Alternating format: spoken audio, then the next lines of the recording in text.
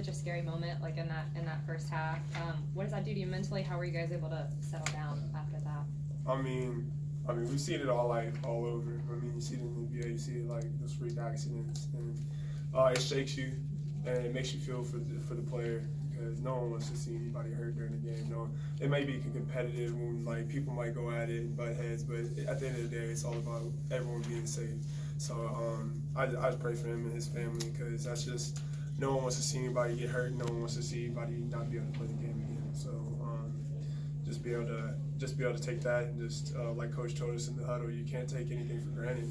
It's a split second that can just end it all. So yeah, thoughts about him. My praise go to him.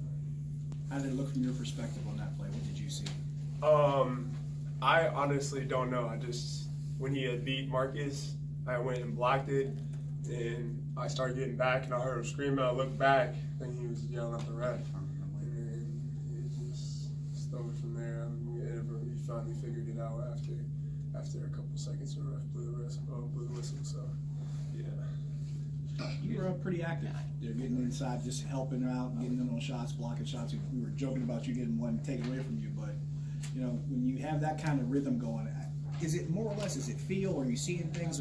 Did you know going in? How did you get to that point where you were just on top of it? I mean, before this stretch, before you even got to 18 play, I was like a little banged up, bruised up, falling and busting one, but you know what I mean? But, and then I got a little sickness, and that kind of like set me back a little bit. So it was just all about just grind till you make it out. Just to be honest, you just grind until you get out of whatever situation, no matter what it is. A little bit of adversity is not gonna defeat us. I mean, we've been through more than being down 11 or whatever. But it's just all about grinding till you make it out, because as soon as you make it out, it's just nothing but straight line, flat lands.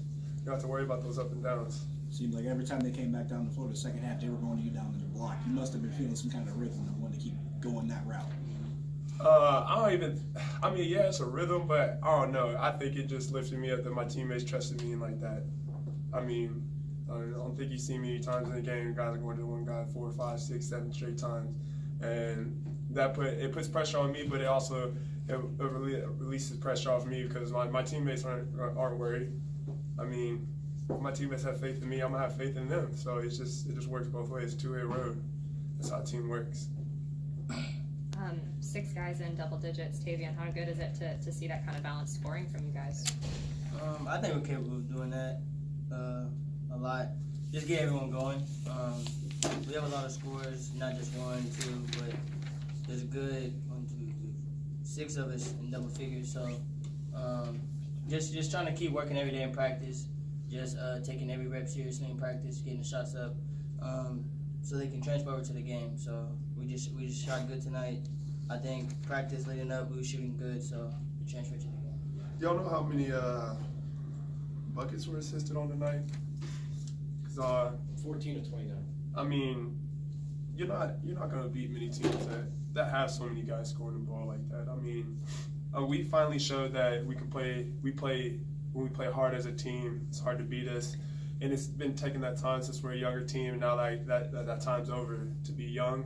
I think we've really hit our stride with our chemistry. Everyone was getting in stride on knowing what everyone's doing. So I think that's the biggest thing. Just knowing your role. Yeah, knowing exactly. your role, when to shoot it, when not to shoot it, basically. Yeah. Could this be kind of a turning point for you guys? You know, as a team, yes. As a team, yes, because it's a good, big confidence booster to come home and beat a team.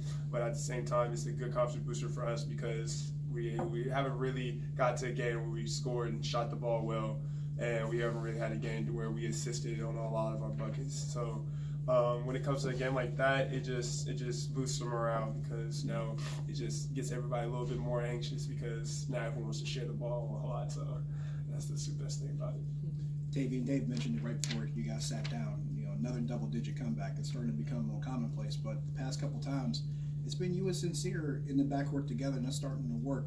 What's that working like between the two of you? What are you guys seeing? What are you feeling as far as that whole chemistry? I feel like we lead the team, we get them going. Just to set an example, just show how hard we play on defense. Trying to get guys involved on offense. Just basically just playing as a team, just getting everyone involved. like. What'd you say? I forgot. Just the, Yeah, I the way the forgot. two of you guys been working together. how Oh, it's been we just feel like we're confident in each other. The team's confident in us. The coach is very confident. So we just take it day by day in practice. So that our team does trust us in those type of situations. Just to get over the hump and get a win is pretty good. So Biggest thing, I mean, I'm sorry, your brother. The biggest thing with them is just those guys.